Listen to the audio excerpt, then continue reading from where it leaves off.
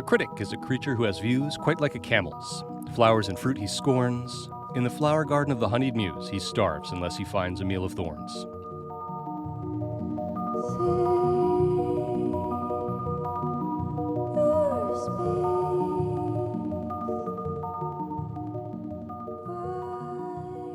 Hello, and welcome to A Meal of Thorns, a critical book club from the Ancillary Review of Books. I'm Jake Casella. Each episode, we ask a critic to talk about a book, what it does well or badly or strangely, how it relates to the larger field of speculative fiction, and even things beyond that. Today, we are discussing Donna Tartt's The Secret History, and I am delighted to welcome Roseanna Pendlebury back to the podcast. Roseanna is a London-based reviewer and critic, a finalist for the Hugo and Ignite Awards, a regular columnist for ARB, and a contributor and editor at the Hugo and Ignite winning Nerds of a Feather. Roseanna, thanks so much for coming back on the show. How are you? I'm really good. Thank you for putting up with me again. No, this is exciting. We'd been talking about a bunch of titles, and this one just jumped off the list to me. So I'm glad we're doing this one. Before we get into this one, and I think we're gonna talk about this book in some depth, but I think we're gonna try to quickly jump beyond and above it and around it to larger topics. But before we do that, what else have you been reading? Anything good? Yes, so I have found one of those books that I know I'm going to be proselytizing about for a long time. I've got two this year. After everyone has been sick of me talking about Notes from a Regicide, they're also going to be sick of me talking about When There Are Wolves Again by E.J. Swift, which very cruelly does not have a US publication, I believe, as yet. But it is gorgeous, and it starts out slightly in the past. I think it's pandemic year is when it starts, and then it sort of goes out into the future in increments, and it has this really rare mix of sort of realistic, pragmatic hopefulness whilst also being very sad. And so the author's got a real sense of the climate crisis isn't something that she's treating as fixable, but she's got sort of options that feel just maybe possible. Like if we took a step sideways, it could go less terribly, and it's really potent in how she manages that. Oh, that's great. That's fantastic. I saw your comments on it. I think I saw Neil Harrison talking about it.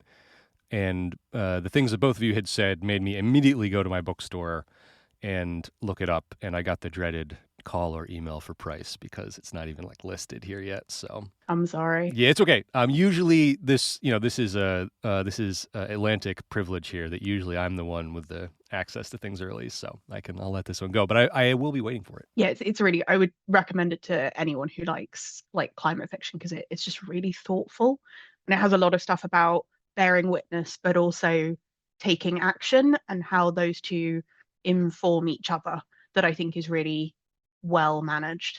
Oh, that's great. That's really, really cool. And you won't have heard it yet because it hasn't been released as of this recording, but I just did an episode with Cameron Kunzelman about Venomous Lumpsucker, where we spent the entire episode kind of laughing, but being like, how do we not be a doomer? How do we not be eco-fascists? If you're really worried about this stuff. So this sounds like a nice counterpoint to that, that was one of my favorite things about Campbell's, about Arboreality, which just felt like a kind of balancing of taking it seriously, but not just being doom and gloom in a way that was really gave me some life. So that was great. I just finished reading, I had been waiting for a while to get my hands on graphic novel, A Star Called the Sun by Simon Roy. I don't know if you know Roy's work, but... No, not come across him, I'm afraid. Yeah, really fantastic. So it's a collection of these stories that they're not all in the same shared universe, but a bunch of them are, which is, if you want to look up, it's called Grizz Grobus. He's one of his main storylines. Actually rhymes pretty well with North Continent Ribbon. It's kind of this far future where humans spread out and colonize other places, but then it's, for whatever reason, that empire is kind of collapsed. So it's just these sort of partially technologically regressed societies. But he's a great artist. I really enjoy his work. And even though they have these sort of shadows of weird disasters and post-human war and things like that, they're very small scale. They're very person focused. They're pretty funny. And they have a lot of one that I really liked in Grobus is where they're looking for these relics that turn on these ancient robots that are sort of like priests or chaplains, but they have like these very strange personalities. Yeah, they're tons of fun. I really dig it. Highly recommend A Star Called the Sun. Also has some very fun, like weird aliens in it, which I always dig. I love it when books do not just aliens that are a little bit of prosthetic on the forehead, Star Uh-huh. Trek style. Yeah, no, this has some like radially symmetrical, like communicating with their skin kind of, yeah, fun stuff. So, yeah. But enough about other planets, enough about the future. Let's talk about the secret history. So, this is Tartt's debut novel, published by our friends at Knopf in 1992. It follows a group of 6 classic students at a small private college in Vermont. The novel opens with one of them being murdered. It circles back to set up the events that led to that, and then continues on to follow the various consequences. The Secret History is now considered one of the central texts of dark academia, a genre/aesthetic that we will be talking about, I imagine, a fair amount this episode. One thing to note here at the beginning, on A Meal of Thorns, we don't worry too much about spoilers. Well, one of the big events in the novel is revealed in literally the first sentence. Much of the book's potency depends on suspense and theatrical and agnorisis, and we will wind up discussing plot points from later in the book. So if you're worried about that, go read it first. So we had been talking about what to potentially discuss this fall, and this had jumped out of the books you had suggested to me because it kind of lines up with, I'm not doing anything too programmatic on the podcast, but I saw a lot of threads here that connected to some other episodes we've done. And I have been, in a very extremely back burner, low priority way, trying to kind of like decide what I think about dark academia, and hadn't read this. So I was very excited to read it. But tell me about your relationship with this book. So the first time I read it would have been, I think it would have been while I was an undergraduate. It's a long time ago now. And it was the first Tartt I read. And it's actually not my favorite of hers. I prefer The Goldfinch. Like, I love it, but I think The Goldfinch is a more accomplished novel. But it's the one that it's the one that struck me very instantly when I read it. And I've not actually gone back to it for years, but in the sort of intervening time, one of the things it kind of heavily relates to is the play The Bacchae. And as part of being a classics undergraduate, I read The Bacchae. I've seen the play a few times. I actually saw another version of it about 2 weeks ago, feeling very on topic. But it's sort of, having read this a long time ago and then watching sort of dark academia grow as a genre and having it sort of back formed as the progenitor, it's always kind of been in the back of my mind reading a lot of more modern things. And so it was something I've wanted to come back to for a long while, to kind of see how as I've got older, my relationship with it changes, and how, having read a lot of other books that talk about being in conversation with it, how that changes how I think about it as well. And especially because I really like books about class. It's something that I'm very interested in. And it's not something I think a lot of SFF is very interested in or does particularly well. And so it's really refreshing to come back to a book that is so obsessed with class in a very nitty-gritty experience way, because it's not that common in SFF or SFF adjacent books. And obviously I did classics, so there's an in that direction as well. Yeah, no, hard to agree on the class notes. This feels weird to say because it's not a happy book at all, but it was really comforting to come back to it because I love her prose so much. And so it was just coming back to something and going, oh no, she is good.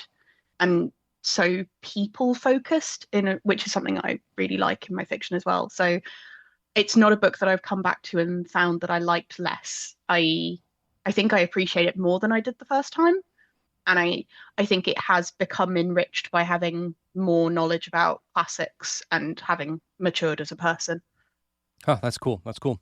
Yeah, so this is my first time reading it, and I came to it with some trepidation for a couple reasons. I didn't really have any strong opinion. I didn't really know people's thoughts on the book that much, but I have a lot of possibly unfair or too quick sketches of just the dark academia aesthetic in like the Tumblr TikTok sense, not in the that I have like a bunch of books that I like hate that I think about. But so I was a little worried about that, and I was a little worried about the sort of preciousness of the premise. And then I picked it up, and yeah, it kind of rips the prose. I'm glad you pointed that out. That's really what makes it work. It's on a sentence level. It skates right up to the edge of being like a little too purple, but never goes over. And it's just, yeah, really, really fun to read. What I will say is my kind of like biggest takeaway reading it this first time was I was thinking a lot about the structure of the book, and I was thinking a lot about the sort of the structure of my response to it, like over the course of the book. Do you know who is it? Is it Allison Jane, the Meander Spiral Explode book of kind of criticism that came out a couple of years ago, basically talking about the way that like we like in academia, like it's very common to teach that stories have this structure, that this sort of like rising and falling action. And basically saying like that might be true here and there, but that's not like overall true of how literature works. It can have very many different shapes, and there are like more useful ways to think about the structure of a story, that they can move all kind of different ways. This novel, it starts, the snow in the mountains was melting and Bunny had been dead for several weeks before we came to understand the gravity of our situation. Right? So it's what do they call it? It's like a why done it, right? That we know right off the beginning what has happened, and then it takes us a while to figure it out. But that revelation of why Bunny has been killed happens, I think, before the halfway point of the book, or like around the halfway point of the book. And then there's this long, long sort of coast, slightly downhill after that. And so I found myself reading it in this very odd kind of position of having really liked it, and the first half of it been just like absolutely just like gripping my chair, like flipping pages, like really, really into it. And it's not that I stopped liking it, but it felt like, and this might just be a debut author thing, and maybe this is why maybe you think her later work is like on its own stronger or something, but the structure of it's really weird for the back half or so, because you're just kind of dwelling in this dread and like semi-suspense for like 300 pages where almost nothing happens of substance up until like the very end. You get this sort of sudden, like very sharp rising motion again at the end. So I was thinking about that shape and that tempo. I've been thinking a lot about what makes sort of like core dynamics of books work, and this has a sort of thriller, maybe even like erotic thriller adjacent sort of like core thing to how it works. And it keeps the first part of it so tight, and then just kind of sits in that for a really long time, which, yeah, I don't want to say it's like the worst thing in the world, but it left me in this very odd feeling for the back half where I was both really enjoying the prose as it went and thinking it was doing a good job of characterization, what it's doing, but also kind of being like, okay, what are we doing? What are we doing for the next 200-300 pages? So yeah, that's sort of my like off the cuff response to it. But I will say I was pretty blown away by how much I enjoyed it and how much fun it was to read like page by page.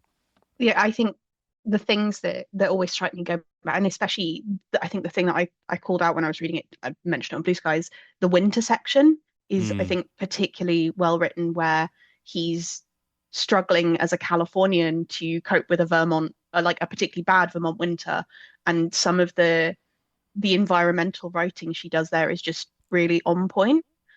But it's interesting that you said about the back half, because I think actually this time reading it, the bit I enjoyed the most was right towards the end, the section where it's Richard sort of recontextualizing his relationship with these people that he spent this very like intense, not even a full year with, and especially his relationship with Julian Morrow, and who's someone he's like looked up to, he's idolized, and then you get this section towards the end when he starts to realize that actually he was seeing better in people than was necessarily there, and better than we necessarily as the readers were seeing. And I really enjoyed that section of like, you have that really intense early section, then you have that sort of sit with it section of dread, and then this bit where he looks back and goes, oh, oh. And I really like that structurally.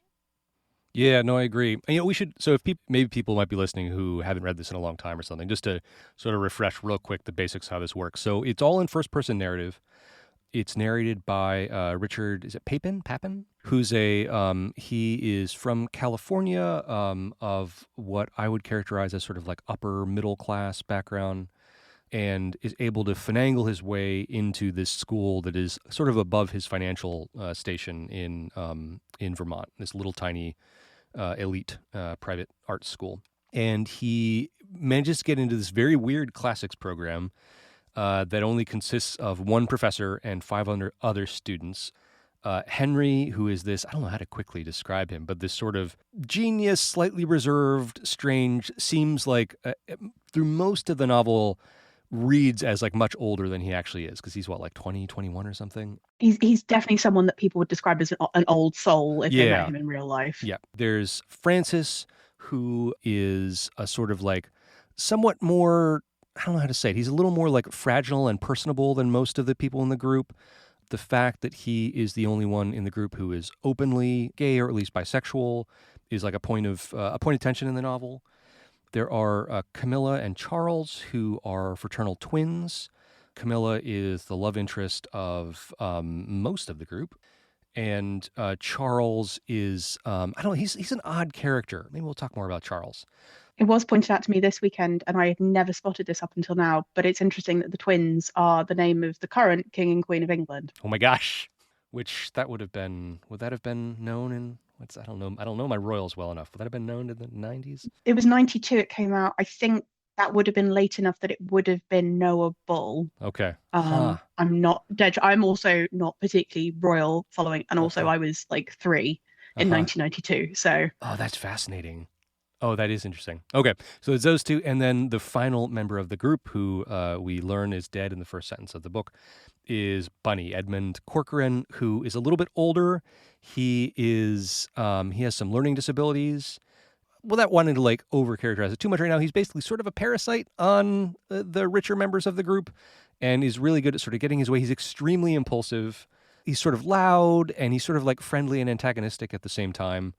And he winds up driving a lot of the action of the book. And then finally, there is Julian Morrow, who is their professor, who's this very eccentric. He runs this department where he only accepts a few students. He's the only professor in it.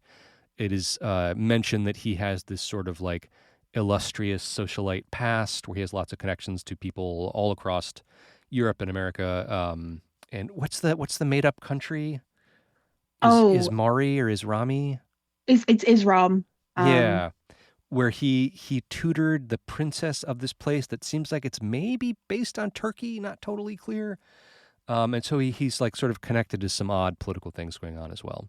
But that's just as a quick summary kind of for people who maybe haven't read it in a while. Thoughts on characters here? I have two main ones that came out reading it this time. The first one is Henry. This is kind of taking it into the wider dark academia thing. It's like thinking about a lot of modern dark academia, it tends to be more focused on only a couple of characters. And I think a lot of the characterization of Henry has come forward into the male love interest in dark academia, but not all of him. And it's interesting which bits have come and which bits have been left behind, because I think Henry as a character is much more interesting than a lot of the modern reflexes of him, because he's a very flawed, terrible person in many ways. Everyone in the group treats him as this amazing scholar who, like, he's a polyglot, he's interested in all sorts of different things.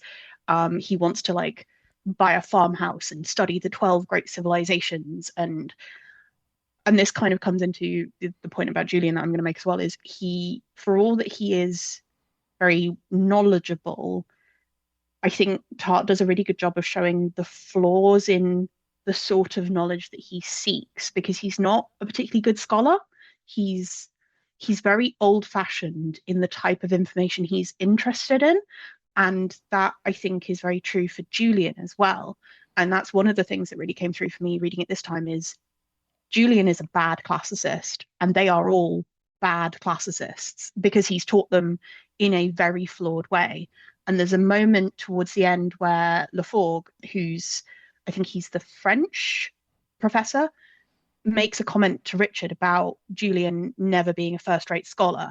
And it's only at this point that Richard kind of internalizes that, because he realizes that Laforgue is right, and that Julian cherry picks only the parts of the ancient world that he thinks are worthy, and that he wants to treat classics as a thing where you look up to the civilization.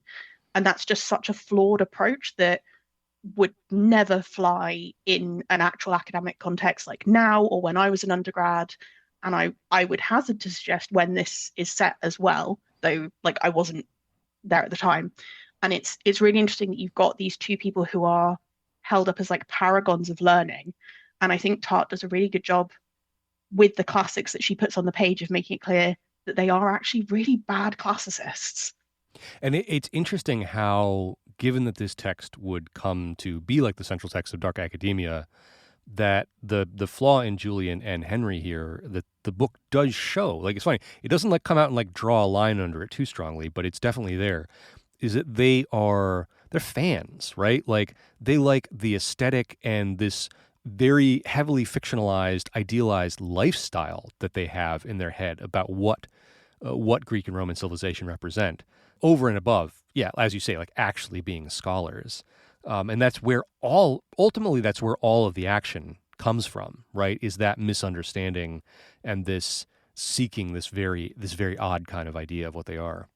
I have so many notes here. I don't even know where to start. I don't even know what to do with this, and I don't think we should do too much with it.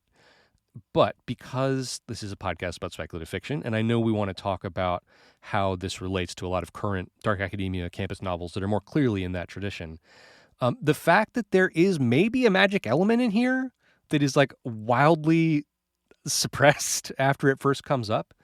Obviously, it's very easy to say this is just their imagination. They were under the influence. They were hallucinating. They were confabulating.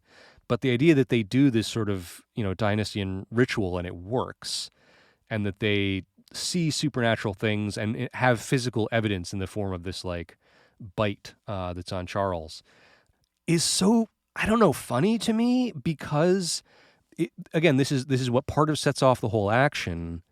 And Henry just sort of reveals this to our narrator. Later, the narrator gets some confirmation of it from other characters, but it's strangely an aside to everything that happens. I don't know. Do you have thoughts on like how that sits in here?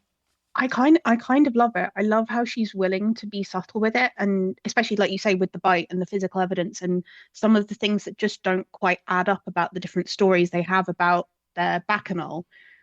That there's a lot of doubt, but because Richard didn't see it himself, he didn't experience it. He's only ever got it secondhand, and it simultaneously makes it like gorgeously ambiguous, and it is on the reader to decide to what extent they actually experienced a religious frenzy. But also, it's another way of hammering home how Richard is not part of the group. And I think it does those two really, really well. And I think I I like that I haven't got a set opinion about whether I think it was or wasn't actually divine. And I like that I still haven't made up my mind, and I think I enjoy that tension. There's a moment very, very, very late in the book when Richard is driving, I think Francis, an animal runs across the road in front of them. And, Richard says, a deer. And then he's like, wait, maybe a dog. And then Francis is like, no, it was a cat. And Richard's like, I actually thought it was a cat too. But like this giant cat, right? It's not like a huge moment in the book. And like, sure, it's conceivable. It could have been a mountain lion or something, but it's, uh, to me, it was this odd little, and I really liked it because it's this sort of reminder of the difficulty of interpreting things, particularly the difficulty of interpreting things when it's late at night and you have been on a poor sleep schedule for like 18 months and you've been doing way too many drugs, that it's hard to tell exactly what happened. And yet they're still making decisions based off these things. Although I think there's maybe, I would question a little bit the believability, if you really want to drill down on it, about some of the lifestyle stuff here, the amount of drug use and drinking, and particularly sleep deprivation in this book. Again, even if it's like, maybe it's exaggerated, maybe it's hyperbolic, a kernel of how well this works for me is how much that's in the background and no one really acknowledges it, right? That all of these kids are making these life-altering decisions, and these decisions that feel accurately, in most cases, like they're these huge life-altering things. And a lot of them think that they are so wise, right? And they think that, Henry's got it all together and is a genius and a mastermind. But they're all just like, they're running on fumes. They're drinking so much. They're doing other substances on the side. And again, that no one, except at the very end when Charles is in the hospital, there's never a point where anyone is like, hey, maybe this is too much. Maybe this is affecting us. They just kind of keep going on with that lifestyle. And that, I don't know, I find that kind of believable. I mean, it's sad at the same time, but it colors how the rest of the action works in a way the narrator never really thinks about. I think it's interesting that you call them kids because they're all in their 20s, aren't they? Like Bunny's what, 24? The Yeah. twins are 22, I want to say. I want to say, I think like Francis, Richard, and maybe the twins are 20, Hmm. 19 or 20. And then like Henry's a year too older than them. And then Bunny's a year too older still. Like Bunny is definitely 24, and Richard is old enough that he did some pre-med before he went out to this college. Hmm. And it's in because I think the tension of how old they are is also quite because they are behaving as children, but I don't think that they necessarily are. And I think there's an extent to which some of them are kind of trying to hold on to a childishness that they don't necessarily warrant anymore, That's interesting. versus Henry's like oldness. Hmm. And I found that really interesting as well because, and yeah, they do consume a ludicrous quantity of substances with the sleep deprivation. That felt very true to my experience of undergraduate. I have to say, the just the sleep deprivation part. I remember some things that hazy memories because I was deep in an essay crisis or whatever, and adding drugs and murders to that, it would give it all that kind of hazy fugue state kind of feeling that I think she does convey really very well. I wanted to read this. So this is not about the book. This is about the film adaptation of Brace Nels's The Rules of Attraction. So this is Ebert's review. He said, "By the end, I felt a sad indifference. These characters are not from life and do not form into a useful fiction. Their excesses of sex and substance abuse are physically unwise, financially unlikely, and emotionally impossible. I do not censor their behavior, but lament the movie's fascination with it. We know people like that and hope they will get better." Now, I don't think that applies 100% here, but yeah, part of why this novel worked so well for me was thinking about people in situations I knew in undergrad that had these bizarrely heightened sort of emotional valences to them just because people are strung out on one thing or another, a lack of one thing or another. And I think in this one particularly, there's this whole tension between civilized behavior and various types of loss of self, loss of control. And like Henry is the one who tends to name it because Henry is the most tightly controlled of all of the characters. And I don't think at any point we see Henry do drugs. We see him drink, but he's never the one who drinks to excess either. But all of them, to an extent, are idolizing this imagined view of the ancient world they've got of the height of civilization. I think at one point Julian refers to ancient Greece as the most civilized.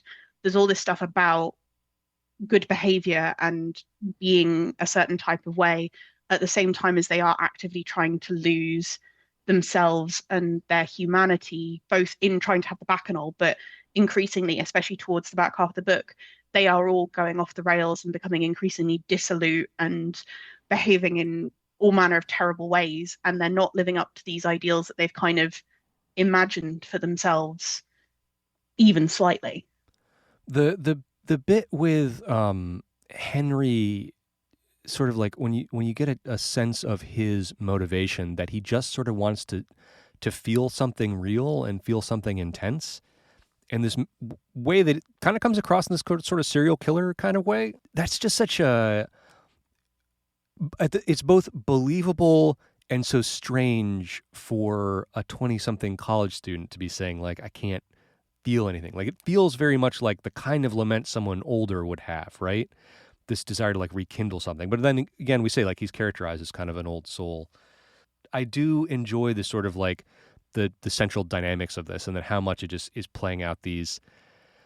There's so many of these scenes that are kind of, they're very conspiratorial, very plotting, right? Like I have to find character X to tell them fact A because it's going to impact what they do next. And there's so much of that. But there are also so many scenes of just kind of like showing up and kind of hanging out and kind of not knowing what to do in these sort of like odd, tense ways all throughout the novel.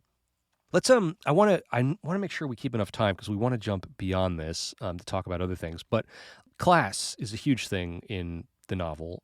Our narrator knows himself to be not of the same financial socioeconomic status as the rest. He's dealing with imposter syndrome throughout the entire book. And I think a lot of the same thing is what motivates Bunny to act the way that he does. One thing I'll say, I'm interested to come back to this at some point. I found myself not liking as a person, but liking as a character Bunny a lot more than I thought I would.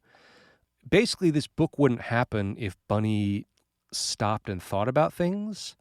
And I know lots of people who don't stop and think about things, right? Particularly when they're 24 and high all the time. But in general, just he's an interesting character in having this realistic amount of, I don't know, lack of foresight, just sort of being impulsive, sort of like lashing out emotionally about things that probably if he had some more insight or more guiding characters in life or went to therapy or something, like he could figure out why he's like attacking these people who are his friends or why he's acting this way.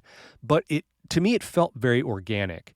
And without him in there, this novel would feel without him in there in this way, it would be very easy for this novel to feel very like artificially constricted and sort of like, I just talked to Sean Gines about the Historian, Kostova's Dracula novel, which one of my big gripes about that was it felt very like artificially controlled. I feel like I could very much see the hand of the author coming in and being like, oh, I need this to happen.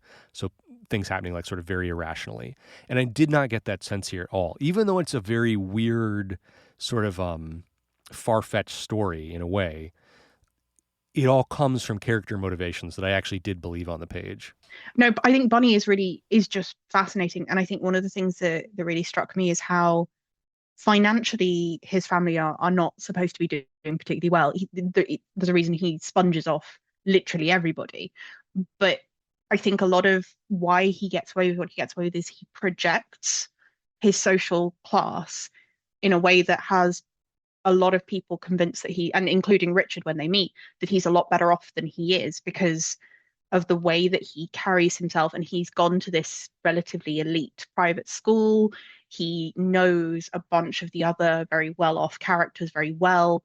And he gives off this vibe of being a certain way and being in a certain portion of the world.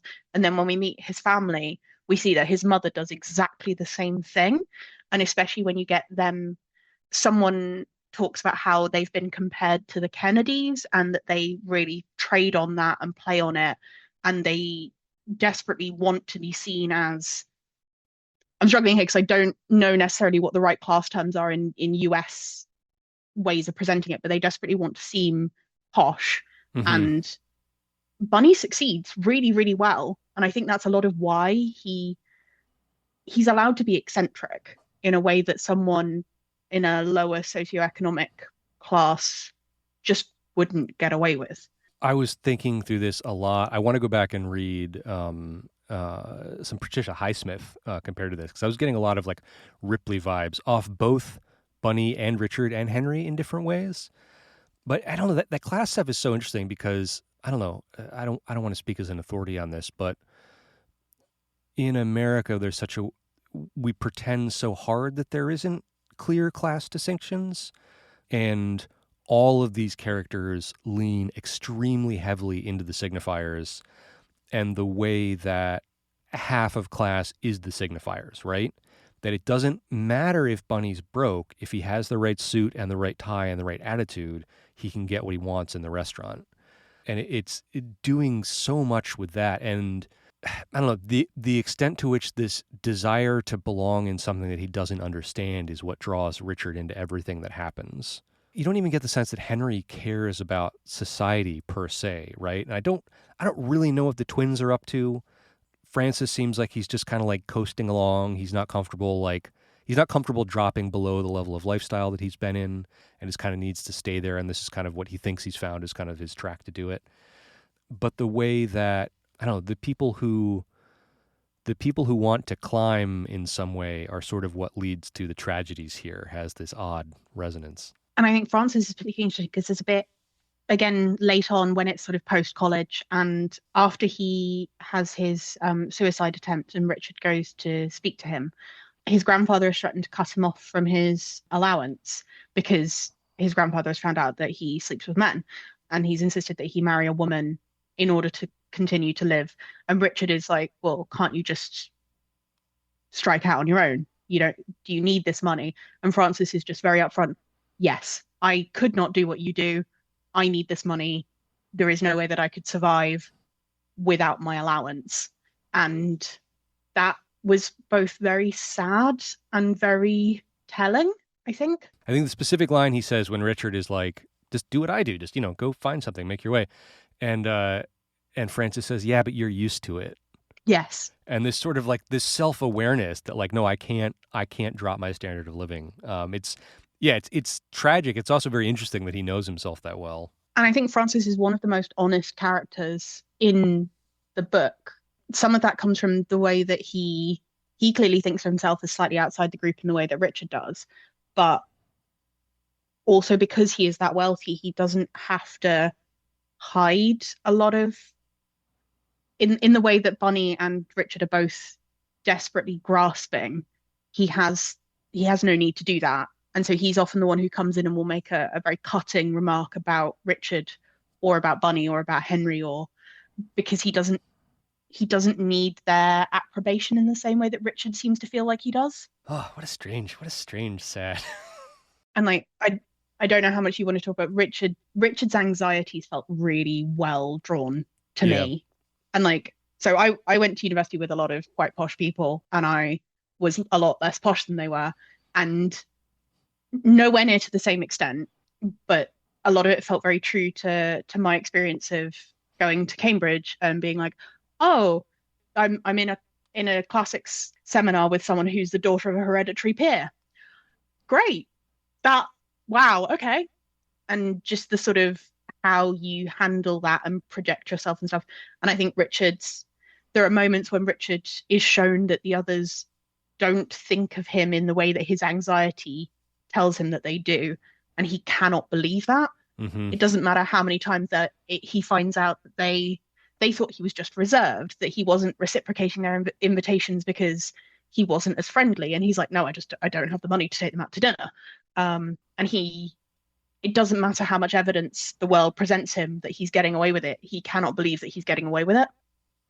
One of the things that I think sort of like won me over in this book is that a lot of times when I read fiction across a broad spectrum of stuff, my sort of like my alarm starts going off that at least the narrator and probably the author has real blinders on about class, right? And whereas like money is just not an issue in any way. And even though this book is about being fascinated, obsessed with the upper class and the need to be in it, Richard's narration, as well as angles from the others, really gets across that the Tartt understands that anxiety and understands that level of like desperation. Like you mentioned the winter scene, which is where, Richard stays over the winter and stays in this place that is so bad that bluntly it would kill him if he were there much longer because he's in the cold so much. Which, as I was talking about before the show, I'm particularly empathizing with right now as my furnace is off. That scene, the scene where Bunny stiffs him for lunch, and at like they've gone out to like that fancy restaurant and eat, had all kinds of drinks, all kinds of fancy stuff, and that Bunny is just doing this as this kind of like prank / technique that he does to all of his friends, and that this single restaurant bill could be catastrophic for Richard's life. That to me had like a level of authenticity to it.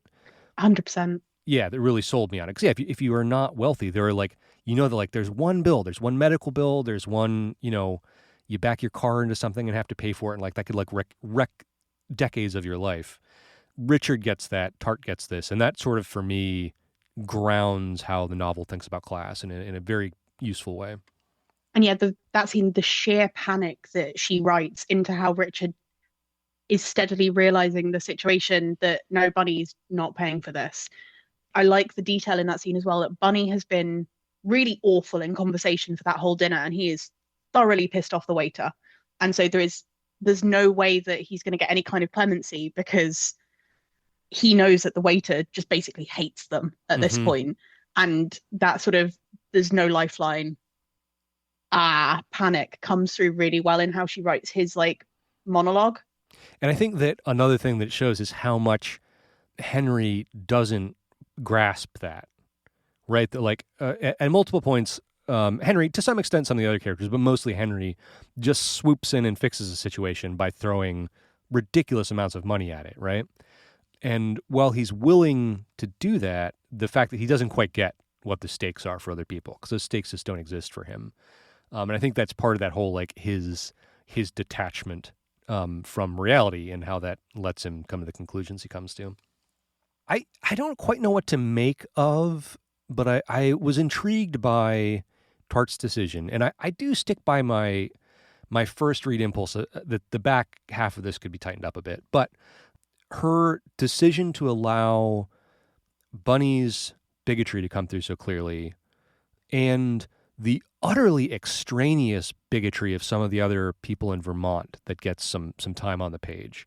Like there's that whole bit where we watch a news section with the some kind of sort of like evangelists, the ones that own the repair center, and there's that whole long anti-Arab, anti-OPEC diatribe that is, it's a very strange thing. It's a character we haven't even like met in person on the page. We sort of like know about them, but to like give that much time to just this TV segment just to show kind of like there are bigots here. I don't know. It's an interesting choice, and the people who are the people who actually live in Vermont don't come off very well in this book. The book is remarkably uninterested in the first murder victim, right, who's a Vermont farmer who we learn basically nothing about. And the only people in the actual, like, in Hamden and the surroundings that we learn about are, these bigoted revivalists and sort of like these odd caricatures of like low-class people at some of the bars and restaurants they go to. But that decision to include that feels, I don't know, it feels very intentional. And it sits really weirdly because there are moments when you see the college students talking about the local Vermont people, and particularly Henry, when they're worried about having to go to trial, about being caught. Henry has a moment where he talks about how it wouldn't be a jury of his peers, it would be Vermonters.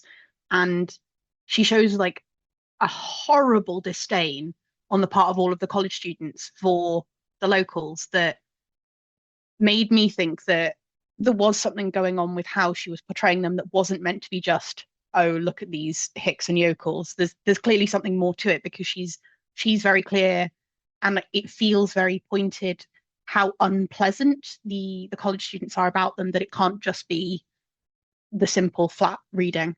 Yeah, 100%.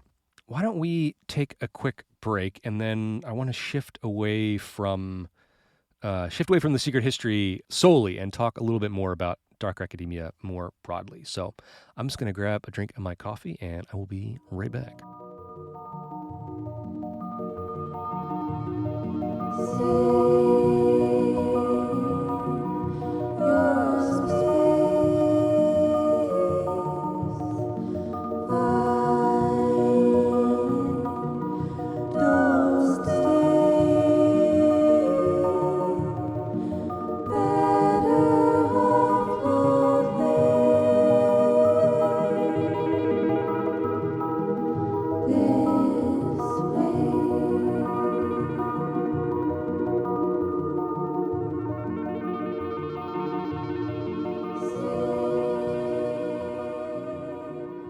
All right, we are back. We are still talking about the secret history, but we're about to leave the confines of this novel and talk a little more broadly about dark academia. I'm going to read this passage that I really liked. So this is where, this is in the early, like the first third of the book or so, and Richard's just been talking about what he likes about Greek and studying the classics, which we don't get a vast amount of on the page. It's often kind of like they're doing homework or they're thinking about class. We don't see much of the actual discussion that often. But here he's talking about it and talking about how Greek can express things that he can't express things in English. In a certain sense, this was why I felt so close to the others in the Greek class. They, too, knew this beautiful and harrowing landscape centuries dead. They'd had the same experiences of looking up from their books with 5th century eyes and finding the world disconcertingly sluggish and alien, as if it were not their home. It was why I admired Julian, and Henry in particular. Their reason, their very eyes and ears were fixed irrevocably in the confines of those stern and ancient rhythms. The world, in fact, was not their home, at least not the world as I knew it. And far from being occasional visitors to this land, which I myself knew only as an admiring tourist, they were pretty much its permanent residents, as permanent as I suppose it was possible for them to be. Now I'm going to cleverly segue to talking about dark academia, which this book supposedly inspired. Well, how about this? How Roseanna, would you, off the cuff, unprompted, not unprompted, prompted, but unplanned, how would you define for listeners who aren't familiar with dark academia what it is? Oh, I should have expected this to come up and thought about it a bit more. I think I would describe it predominantly as an aesthetic mode of fiction, where at some point the story engages with some kind of probably academic institution that is in some way elite, restricted, or segregated, that a character wants to participate in. And a lot of the core of the story revolves around that segregation and that character's penetration of this separate space. And that can result in interesting things around class and privilege and these kind of undercutting of broader narratives, but does not always do so. And I think the main thing that unifies them is a general vibe of the allure of some sort of poisoned chalice of privilege. It's probably, it's definitely too big a question and a specialized question to answer here, but I think there's something sort of underlined about when we say aesthetic, that we mean something kind of specific about aesthetic as a kind of mostly internet social movement and like set of signifiers, tropes, often visual. Yeah, it's a very visual subgenre. When I was reading up before this a little bit about dark academia, a lot of people, not a lot of people, whatever anonymous people were contributing to the things I was reading, were finding it mostly sort of forming up online in like the mid-aughts, 2005, 2007, somewhere in there, kind of getting going. I mean, it's definitely something that I recognize immediately when I see now, and I don't think it is by any means like a dead aesthetic. But again, yeah, this collection of tropes and the unfortunate elephant in the room to sort of point out is that a lot of this is Harry Potter readers getting old enough and sort of looking for things that fill some of those desires, right? Of school-centered things about elites and dangerous power and outsiders getting access to that. And, you know, people look back before The Secret History. I saw people talking about The Picture of Dorian Gray. I saw people talking about Patricia Highsmith's book, talking about all kind of, you know, there's a long tradition of campus novels that often cross over into suspense and thriller and murder. And so it kind of plays nicely with that. But we're definitely, I think, still very much in a high point of magic schools and joining elite institutions in speculative fiction mainstream, which was definitely interesting to come back and read this, thinking about books I have liked or not liked that sort of draw on this to some extent. So yeah, tell me your thoughts about dark academia in SFF. Oh, I mean, I think when it's done well, I think it can be done very well and does some interesting stuff that particularly plays into things I'm interested in, especially around like class privilege and specialness, which I think is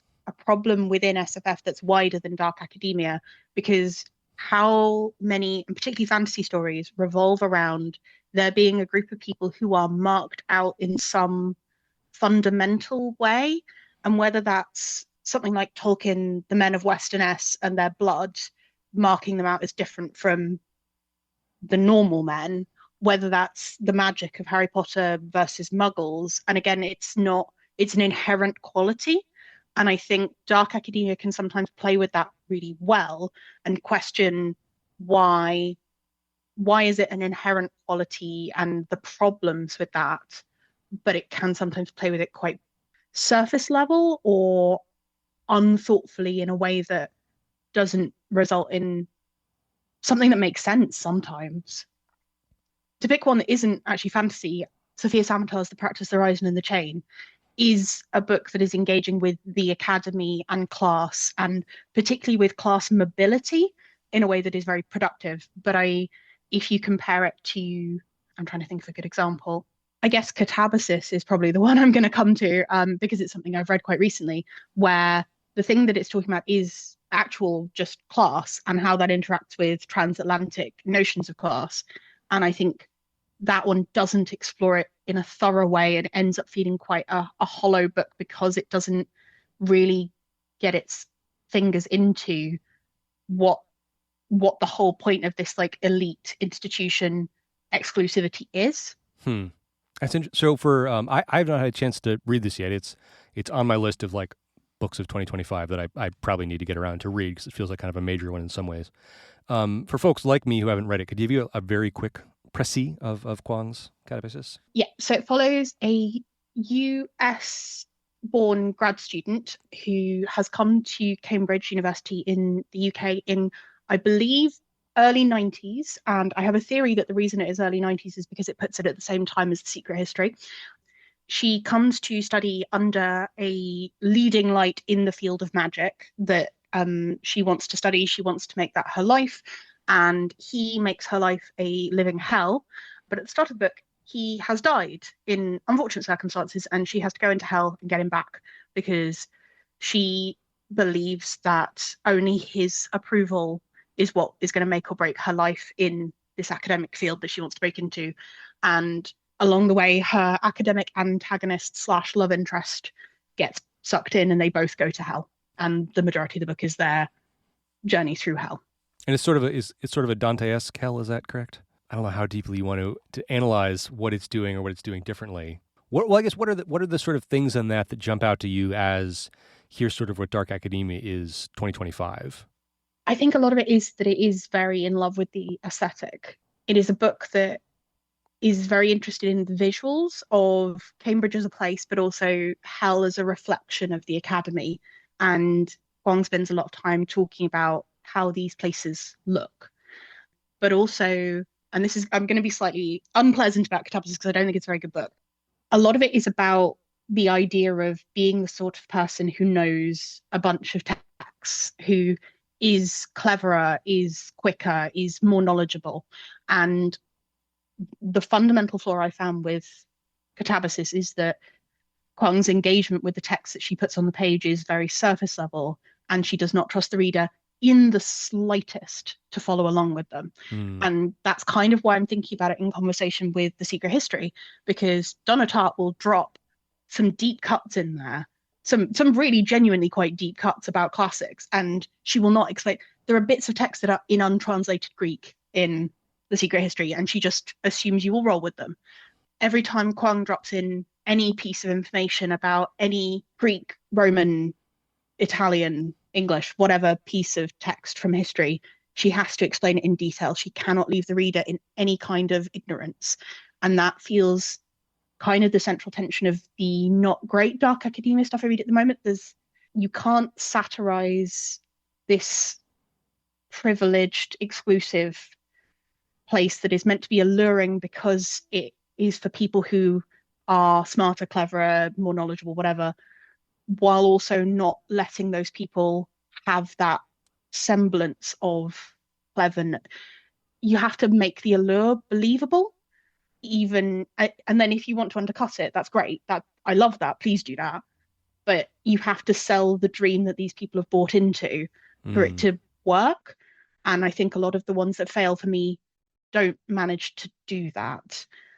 And for me, Catabasis, some of the problem was because it was set somewhere that I was quite familiar with. And so I could see holes, and with texts that I was familiar with. And what was really interesting is seeing TikTok's response to when the arcs had come through. A lot of people were coming up with reading lists for people saying, these are the texts that you should read before you read Catabasis so you can really understand it. And every single one of them, they were speed running the Western canon. Mm-hmm. And that feels oppositional to, I think, the point that Catabasis was trying to make about privilege. Because if you're saying, no, these are the texts that you need to read to be smarter and understand, these are the shibboleth that you need to understand Kwang, that's you're just doing the problem again. So, boy, bunch of thoughts. So two that I think are opposed. I was thinking about this while reading this novel, and I was thinking about Babel a little bit. I was thinking about the Practice of the Horizon and the Chain, like sort of among recent things I've read. And I was thinking about the Two Doctors Gorski, which feels like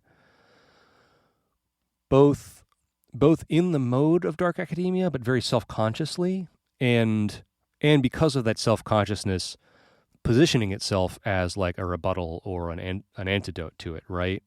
Like, and there's that specific scene where the protagonist talks to one of the Doctors Gorski. Oh, it's been too long since I read it. Yeah. Anyways, one of the Doctors Gorski, the good one, and they had that little talk about the sort of like Inklings aesthetic, right? That like you've done too much C.S. Lewis, and sort of like this fictionalized, like Disneyified version of Oxbridge has colonized your brain, and that it's very alluring, and sort of like needing to be aware of that, and sort of like being able to step away from that and think about it. But one of the things I was thinking about reading this book was, and this is just sort of a pet theory of mine, I've seen other people say it, that some of the socialist utopian leanings out there in society, you can often sort of frame them maybe usefully as, I wish I could get back to undergrad, right? That like, it's this place where like, you don't have like, I don't know if it's the same for you, but like in America, like you have to have a car everywhere else in your life, like for the most part, like, so to be like on a community where you can walk around, you can see people, you're probably not wealthy, right? Like some people are, but most people are worried about money at the same time at their college, but you're not worrying about it in the way that you are later in your life. You have all of this semi-unstructured time that you can sort of do the things that you're interested in and hang out with people. And yes, of course, you're racked with lots of fears and doubts, and you fall in love and out of love, and there's all these tragedies and things that happen. And that's part of what The Secret History, I think, works well, that even though these characters who are like, students in the late 80s who are sort of cosplaying like 1930s millionaires, that element of it, of like drinking too much and like worrying too much about whether people like me or not, that stuff felt very real. But to get back to that idea of like the undergrad experience as this sort of like kernel of a utopian experience that people want to get back to, I think a lot of dark academia, when it's doing well, what it is doing is sort of poking at the underside of that. The fact that actually these are not, I don't want to say they're not real, but that those social situations are supported by this vast armature, right? That you're not thinking about when you're sitting in the student lounge. And one of the things that in this novel, I was thinking about speculative stuff and whether they do this or not, is I think this precise danger of a very potentially fascist angle to, or at least totalitarian angle to this love affair with elitism, right?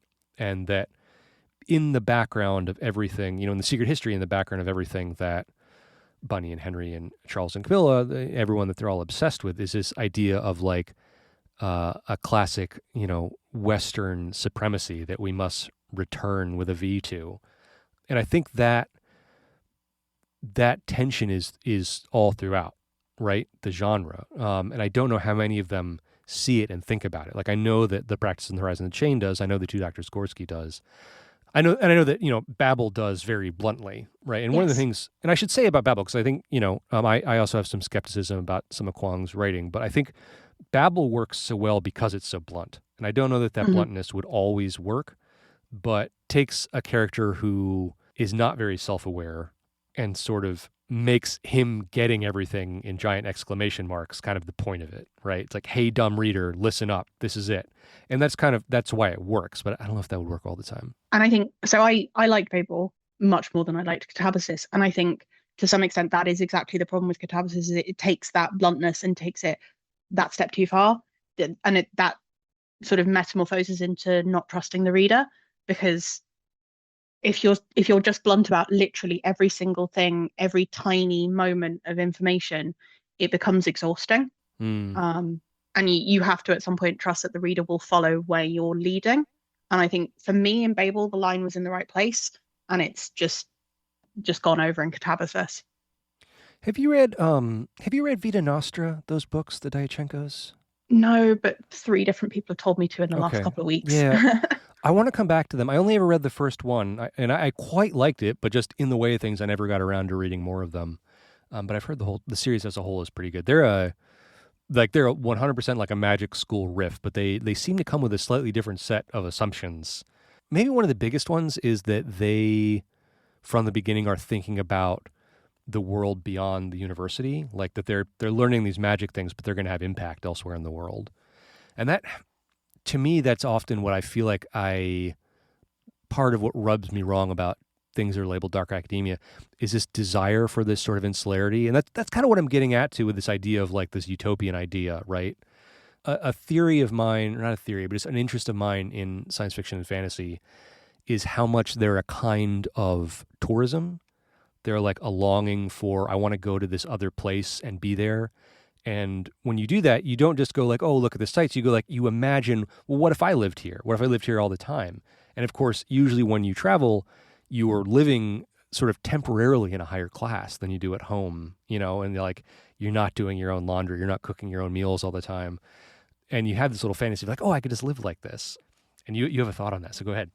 I do. And it kind of ties into something that I see we both put in our notes for this about the positioning of the secret history with the kind of old world, new world divide, and how a lot of it is not just the contrast between California and the Northeast, and then the contrast of how the more high class characters also have ties or tastes or other things that tie them back to Europe specifically, and especially historical Europe.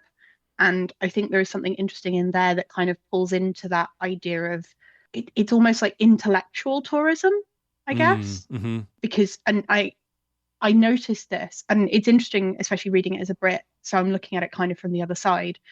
There are moments where Tartt drops in specifically that various people's clothing is British or is of a European style or comes from a specific place.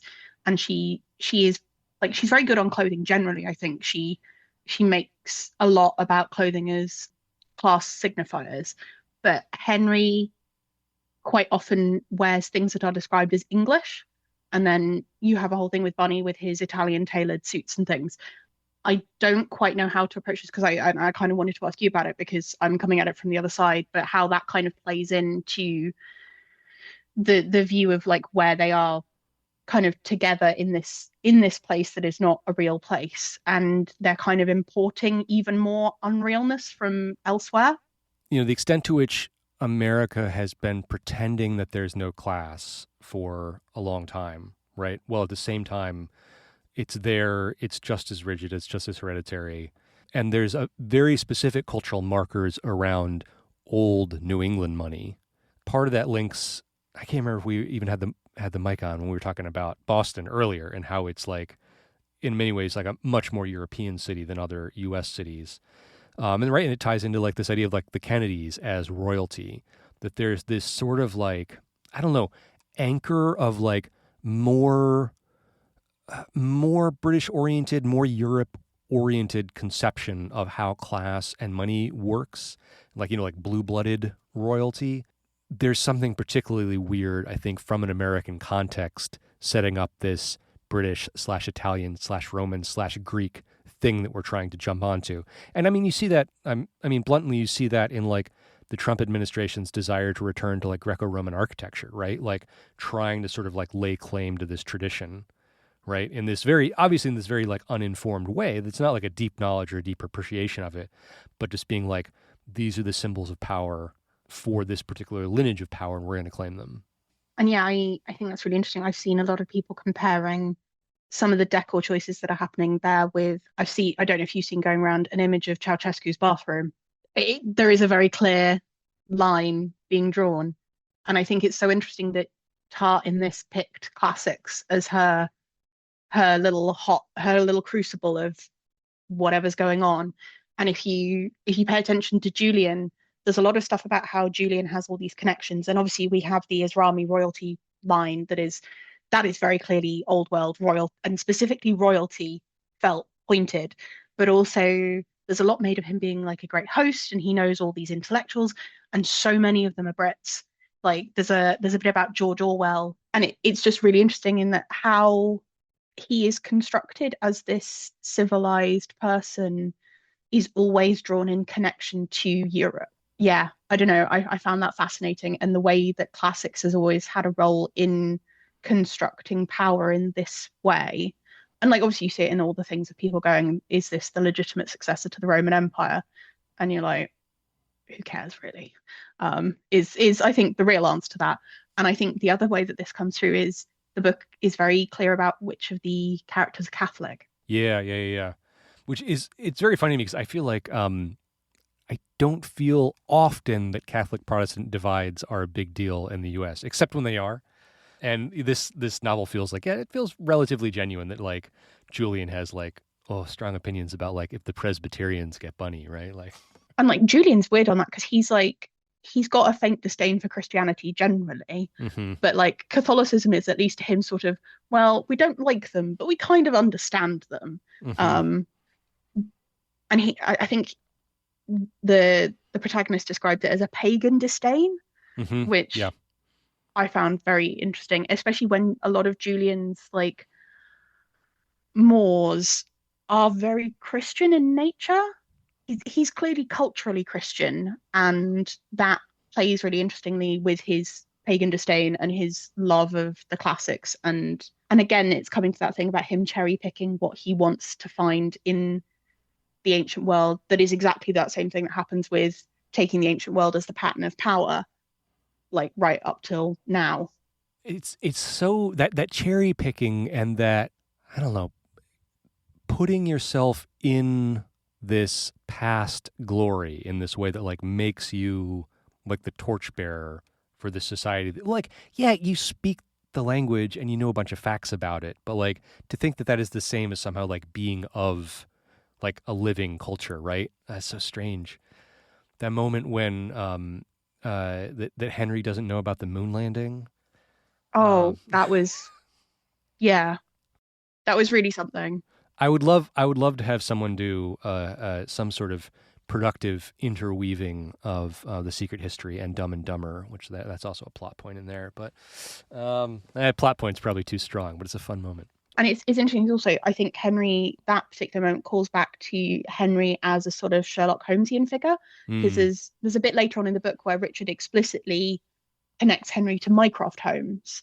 But there's quite a lot of stuff in the Sherlock Holmes stories of Sherlock disdaining modern science. And for him, that was... Oh, right. Yeah. He doesn't know about heliocentrism. Because it doesn't affect the murder solving. And then when Watson brings it up, Sherlock Holmes is just like, yeah, I don't care. Whatever. This is going to fall straight out of my head again. I think it's kind of connecting to that as well. Yeah, totally. Oh, that's a great catch. That's really good. Yeah, the lumber room of Henry's mind must be kept organized to the important things, huh? And it's so flawed what he considers the important things. Sorry, I know I keep coming back to it, but I'm so fixated on the bad classics in this. It's so interesting because it's so bad. And the things that they don't talk about clang really loudly, and you see them a lot in how Richard thinks about Camilla and how the rest of the group relates to Camilla, and particularly Bunny's rampant misogyny, which escalates and escalates, but in the way he talks about what women are for and how that relates to both his like modern conceptions of the little wife, but also, well, the ancient world is just all men, right? And then the fact that this is a book that centers on a bacchanal when the Bacchae is specifically about women going feral. Sorry, there's just so much going on with that. And No, 100%. I think you're right. And something that fascinates me about Dark Academia, like specifically as a publishing thing, is like, I'm someone who like, I adored my time in the university. I think about it all the time, and like working with Ancillary and as a critic, like we're all kind of in these like para-academic spaces, but it's not the same as like being on campus. And thinking about how few of these, to me, feel like they capture what the sort of like real high joys of study are about. The glimpses of it that we get in The Secret History work great for me, but then all those big parts where they're missing it are the parts that kind of grate weirdly for me. And usually in magic school narratives in SFF, what often strikes me is how sort of disconnected from pedagogy and like what it's like to learn stuff and be fascinated by stuff. I think specifically in the arts, although I also think it's worth calling out that science fiction as a whole, like distinct from fantasy, is often better at scientism than science. And it's rare that I run into something where like what the study of actual science is like sort of like works for me in terms of at least my knowledge of how it actually works. And like my experience, like I was a biology undergrad for a while, and like what it was like be in a lab and working in a lab. And when people hit it, it's like wonderful, whether it's in the arts or the sciences. I'm thinking specifically of my gripes with the adaptation of Story of Your Life, where, which I hate it so much that I've blanked the title. What's the movie called? Arrival. Yes. Where one of the things about Chiang's short story is how well it communicates the joy of discovery of both the physicist and the linguist, right? And like them trying to explain to each other how cool this thing they have figured out about their field is, or in their field is. And that's so great. And of course, the movie misses it completely. But that kind of moment, or the sort of like larger, how is this university part of a larger structure? Those are the sort of the two things that I want to see done well. I'm thinking for that second one, I'm thinking of The Practice of the Rise and the Chain and The Two Doctors Gorski, where they're really thinking about what is the university doing, right? What power structures is it part of? What is the society it's part of that is not just a bubble? Yeah, those are the two things I often am frustrated by when they're not done well. I definitely agree. And like, especially on the scientism, but also I think that there is in a lot of, and this is more true, I think, in SF than it is in fantasy, there is not just not an interest in the arts and the humanities, but a disdain for them. And have you read To Be Taught If Fortunate by Becky Chambers? Yes. Don't know how well you remember it, but there is a bit towards the end where there's kind of a paean to science, and science as the only valid and interesting end point of human endeavor. And I find that very annoying as someone who has a humanities degree. And I think it does kind of encapsulate some of the problems that I find in a lot of SF, of this idea that science is the end and the means and the way, and the humanities are just sort of a faffy thing over there, when I think we can see kind of in the world that when you have science without some of the other stuff, it doesn't always go all that well. I like that this book engages with the humanities, and I think we could stand to do better generally on that. I think the problem is because it's science fiction, people are necessarily interested in science if they're reading and writing science fiction, so it's always going to skew that way. But yeah, have you read The Incandescent by Emily Tesh? Yes. Which is at least one, like, for all that it's about magic, her magic feels very humanities coded to me. I feel like that one at least kind of grasps some of the import of the non-scientific, which doesn't come through as often as I would like. I will give The Incandescent the stamp of good dark academia if it's dark academia. I mean, this is the thing, like, yeah. Do school novels count? Right. Is it the academy strictly, or is it just all knowledge transmission? I mean, this is a sincere question. Is dark academia just a subset of the campus novel? Mm-hmm. Is there dark academia that is not a subset of campus novels? And I'm not sure that there is. I think my unhelpful answer to this is that, generally speaking, my approach is if it quacks like dark academia. And I would count The Incandescent because it does that sort of class interrogation piece, mm-hmm. whereas there are some school novels that are school novels that don't. Mm-hmm. And I think that they are far more in the tradition of the school story, like The Worst Witch, that kind of, the long-running tradition of magical school is also a separate thing aside from the campus novel. And I think that The Incandescent kind of sits at the intersection of both of them. Yeah, no, I can see that totally. Back to that idea about how these fantastic or science fictional works are approaching the humanities and the arts. It's interesting. Just this is connecting. I hadn't thought about this before, to a lot of readers and reviewers and critics of this stuff, our discussion about magic systems and how mechanistic magic systems should be. To me, that's kind of connecting to some stuff here with one of the things that the Bacchanalia in The Secret History is weird. It's a weird thing in it, right? And it's like the inciting incident, right? It's what sets everything else off. And then it kind of like isn't discussed again. In addition to wanting to take the arts and humanities as seriously as science, I think there's this step beyond that of there is a non-rational, potentially spiritual or religious aspect to the arts that is hard to quantify, and I think is hard to, not just hard, but I think is maybe impossible to justify in a sort of like utilitarian way, right? Like this is Wilde saying all art is perfectly useless, and like that statement is not totally true, but I think there's a kernel of truth there that's important. Thinking about the way that taking that seriously to me is one way that magic can feel real and moving in a work, as opposed to just a new kind of scientism, right? Like if in whatever like we don't need to go down why Potter is so terrible and why most of the ripoffs of Potter are equally terrible. But like whenever you have someone doing this like highly mechanistic, like I just put these things together and say these words and the thing I want to happen happens, that is functionally absolutely no different than when you just say a bunch of Star Trek gobbledygook, right? And I took these monogons and like... You inverted the polarity of the neutron flow. Yeah, exactly. It's the exact same thing. And it's equally as empty and as hollow. It's just, I want this thing to happen at the end. And in our technologically mediated day and age, I know that if I put it in this certain structure, the reader will swallow it, right? When I think about that in contrast to something like what's going on in Lewis's Till We Have Faces, or in Samatar's Alondrian novels, where these have these moments that just send chills down my spine, and I'm not sure what just happened, and it's not clear in the book, but it's tapping into this like deeper interest that we have in the world that's not always rational and doesn't always fit into a frame, and that is what Henry wants to tap into, right? Because he feels like his life is this colorless, restrained thing, and he wants to break free of that. And I think whether or not that kind of, I don't know, wildness is one way to put it. There's another way, and it's a kind of, we talk about the humanities, it's a kind of humanness that exceeds our ability to describe it scientifically, right?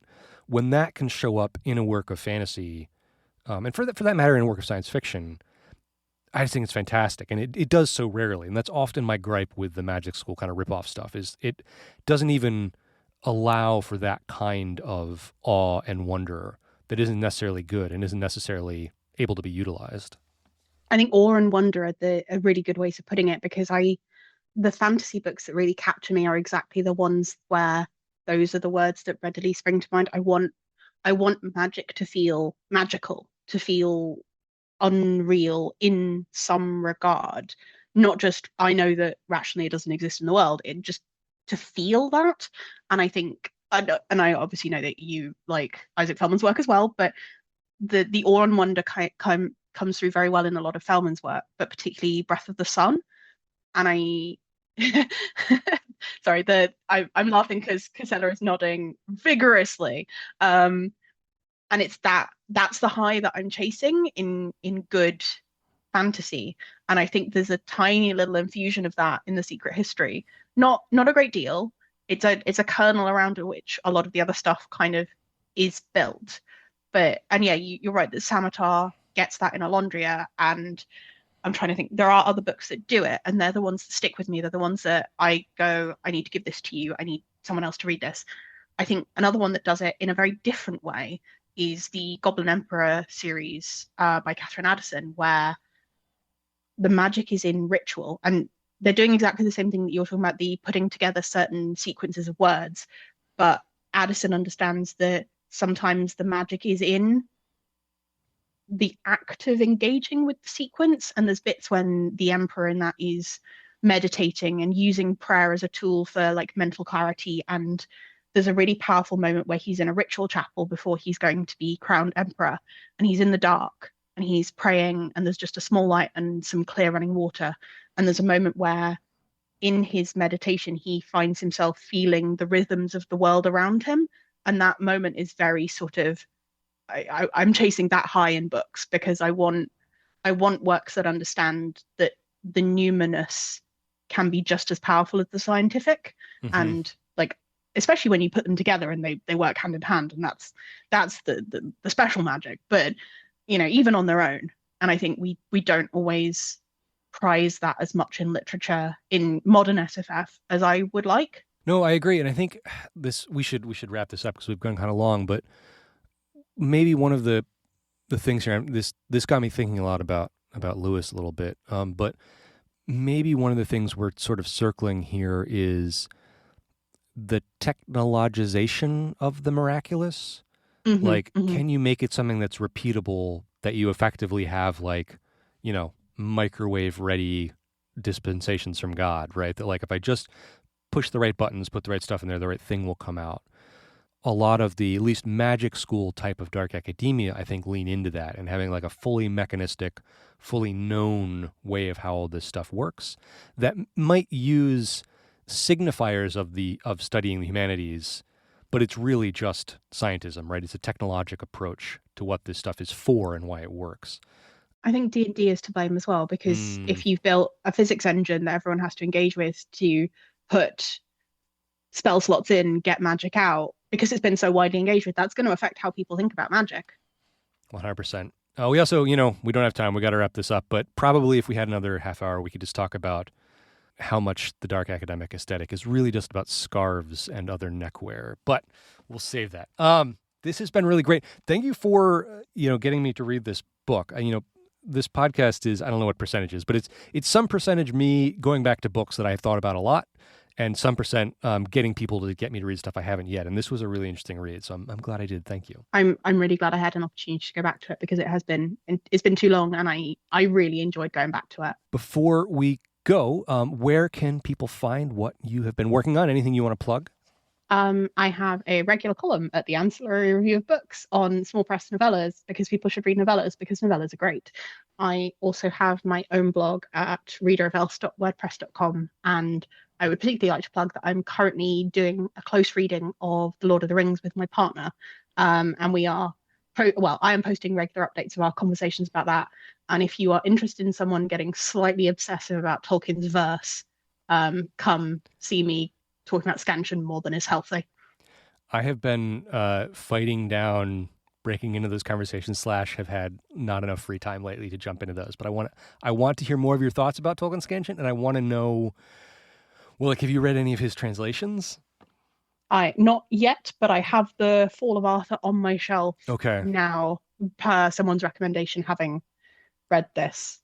There's so his Beowulf translation is worth looking at. I will say that I am not a Beowulf scholar. I will say that my impression as a reader is that it is both very bad and very illustrative of his thinking and how he's thinking about verse and how he's thinking about all kinds of stuff. There's also I don't know if it's still available, but there used to be this collection of some of the stuff called the Tolkien Reader. Have you seen this? I haven't. It's got a bunch of his poetry. I think it has The Long Road. It has a couple of his verse translations. It has some like longer stuff. It has the longer version of a couple things that appear like in part in The Lord of the Rings. But I recommend that to you. Roseanna, thanks so much for coming on again. It's been great talking to you. We will do this again. And I hope you have a good rest of your winter and wrap-ups and everything you're doing. Thank you, and thank you for having me again. A Meal at Thorns is a podcast from the Ancillary Review of Books, an online magazine founded to address the radical possibilities of criticism with a focus on speculative fiction, world literature, and utopian impulses. Go to ancillaryreviewofbooks.org for regular reviews, essays, interviews, and more. Our opening poem is by Bartra Hari, translated by John Bruff. Our music is by Giselle Gabriel Garcia. This episode also featured a selection from Lena Polira's recording of the Ceaușescu epitaph with the Lyre of Apollo. Our artwork is by Rob Patterson at The Ratio Farm. Thanks to our human transcribers, Kate Dollarhyde and John W.M. Thompson. They are diligently working on getting us caught up on our transcriptions. If you'd like to support the podcast and the Ancillary Review of Books, that is rad. A few different ways you can do that. Join our Patreon. A couple dollars a month really moves us towards our sustainability and contributor paying goals. You can hang out with us on Discord, and we've got a couple other goodies in the works. If you're interested in a book we mention, Buying from the bookshop link in our show notes or at the ARB website gets us a cut, and it helps us immensely if you just help get the word out about the show. Leaving us a review, commenting, or sharing on your platform of choice, that really helps. And it's nice to know you're listening. Questions, suggestions, pedantic notes about things we got wrong? Drop us an email at mealofthorns@gmail.com, and you can follow us on Blue Sky for periodic skeets, I guess. Did that term stick? Friends, the end of the year is pretty much upon us. Next time, not doing a book club. Dan Hartland is going to be on for a year-end wrap-up. We'll be sharing our observations and hopes and fears and wildly speculative theories about all the books that got published, awarded, discussed this year. We've already got a pretty cool lineup of books and guests for 2026, so check out the website if you'd like to read ahead. In the meantime, hope your year is finishing up okay. Thanks for listening, and stay critical out there.